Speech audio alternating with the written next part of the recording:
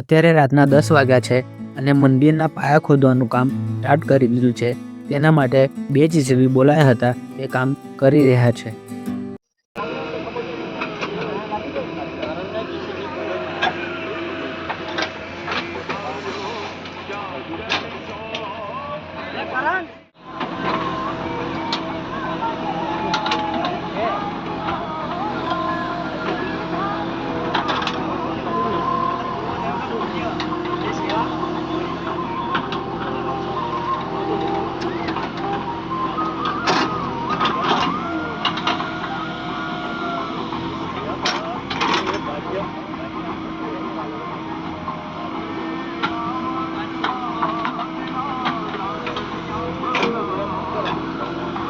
અત્યારે 20% કામ થઈ ગયું છે અને રાતના 11 વાગ્યા છે.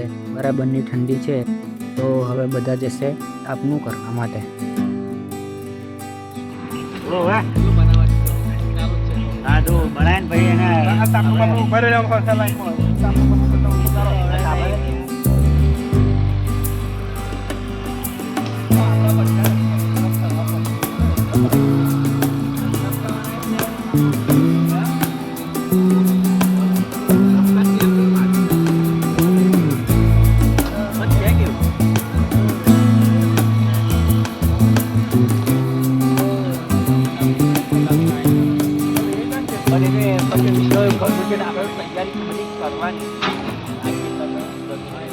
સાડા 11 થયા છે અને તમે જોઈ શકો છો ઓલમોસ્ટ 30% કામ થઈ ગયું છે.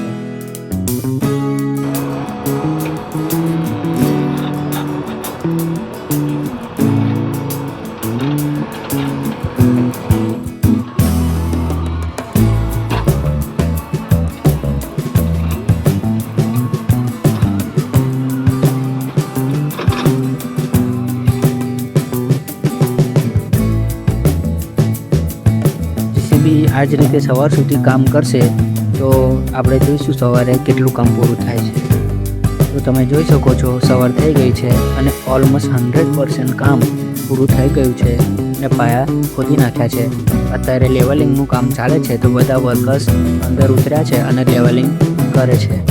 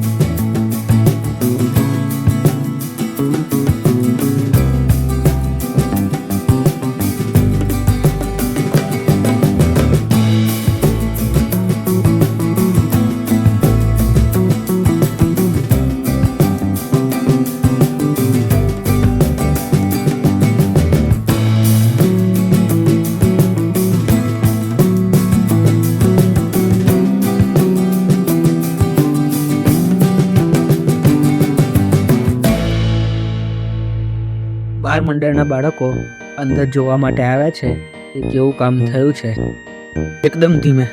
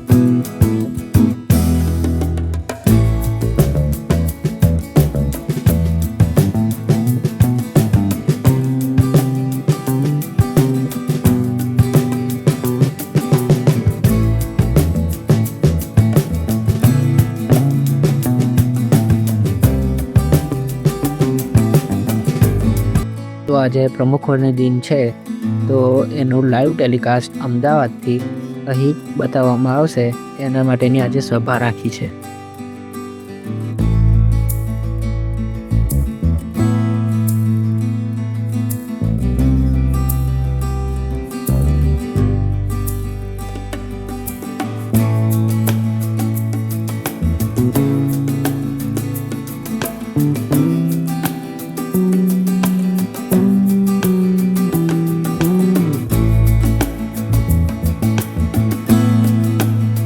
વધુ સ્વયંસેવકો સેવા કરવા તત્પર રહે છે.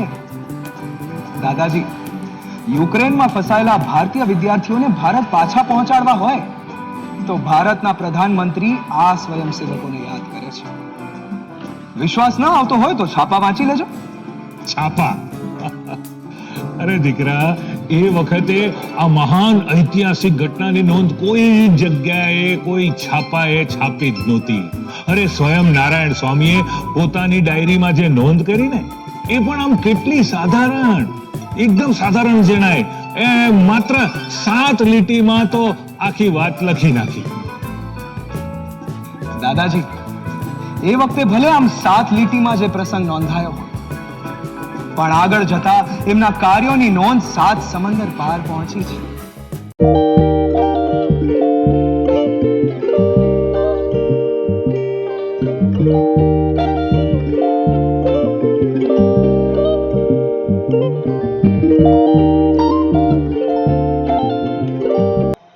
પલ પલ, ક્ષણ ક્ષણ એનું સતત ચિંતન કરી રહ્યા હતા. કેવી રીતે ભૂકંપગ્રસ્તોની સેવા, કેવી રીતે એની મદદ કરી શકાય.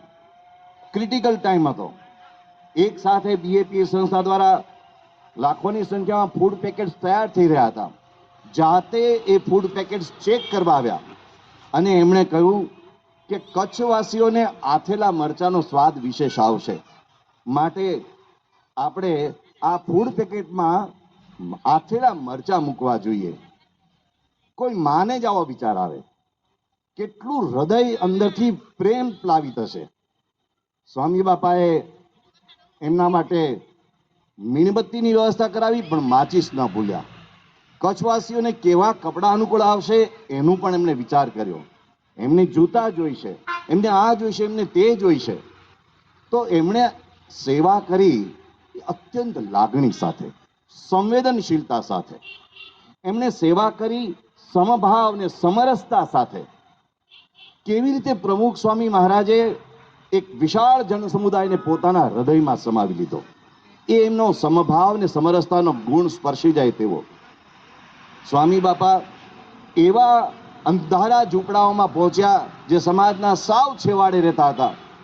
એવા અંધારા ઝૂંપડાઓમાં પહોંચ્યા જ્યાં સદીઓથી અંધારા હતા. ત્યાં જઈને એમને સેવાનો દીપ પ્રગટાવ્યો. પ્રમુખ સ્વામી મહારાજ એવા આદિવાસી ગામડાઓમાં ગયા જ્યાં રસ્તા પણ નહોતા પહોંચ્યા. પ્રમુખ સ્વામી મહારાજે એવા લોકોને પોતાના હૃદય સરસા ચાપ્યા કે જેમના પડછાયાથી પણ લોકો દૂર રહેવા માંગતા હતા. પરમ પૂજ્ય સ્વામીશ્રીએ એ સમરસતાથી, એ સમભાવથી સૌની સેવા કરી. એમના ઉપર હજારો લોકો પત્રો લખતા. 7.5 લાખ કરતા વધારે લોકો એમને પત્રો લખીને પોતાની વ્યથાઓ એમના સુધી પહોંચાડેલી. કારણ કે એમને વિશ્વાસ હતો કે આ અમારી વ્યથાને ઠારશે. એક પત્ર પ્રમુખ સ્વામી મહારાજ પાસે આવ્યો અને એ પત્રમાં શું લખ્યું તો એમને વંચાતું નહોતું. અક્ષર બડા કઠિન હતા. બધાએ પ્રયાસ કર્યો, કોઈ ઉકેલી ન શક્યું. સામાન્ય રીતે લાખોની સંખ્યામાં પત્રો આવતા હોય તો આવી કક્ષાએ બિરાજતી વ્યક્તિએ એ પત્રને જતો કરે. આ પ્રમુખ સ્વામી મહારાજ હતા. સમભાવ, સમરસતા, સંવેદનાથી છલકાતા હતા.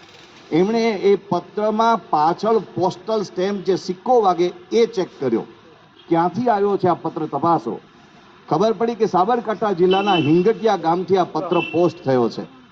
અક્ષર નહોતા ઉકલતા. સ્વામીશ્રીએ આ હિંગટિયા નામ વાંચીને સાબરકાંઠામાં વિચરણ કરતા સંતોને કહ્યું કે તમે હિંગટિયા ગામમાં જઈને તપાસ કરો, કોઈકે પત્ર લખ્યો છે, કોઈક મુશ્કેલીમાં છે. અને સંતો ત્યાં પહોંચ્યા ત્યારે ખબર પડી કે ગામનો એક આદિવાસી રેશમા પારઘી નામનો, એણે પત્ર લખ્યો હતો. અને એણે પત્ર લખ્યો હતો, એમાં મુદ્દો એટલો જ હતો કે પ્રશાસન દ્વારા ગામમાં હેન્ડપંપ પાણીની સુવિધા માટે આપવામાં આવ્યો હતો, પણ એ બગડી ગયો છે ને ઘણા સમયથી ચાલતો નથી. એના કારણે ગામ લોકો પાણી વિના ટળવળે છે. તમે કંઈક કરો. અને પ્રમુખ સ્વામી મહારાજ સુધી આ વાત પહોંચી એટલે એમણે પોતાનું દિલ રેડી દીધું. ગામમાં ફરી પાણી વહેતું થયું. આજે પણ હિંગાટિયા ગામના લોકોએ હેન્ડપંપ પાસેથી પસાર થાય છે ત્યારે પ્રમુખ સ્વામી મહારાજને યાદ કરીને મસ્તક નમાવે છે. આજે પણ ત્યાં પાણીની તકલીફ નથી. આ પ્રમુખ સ્વામી મહારાજની સમરસતા હતી.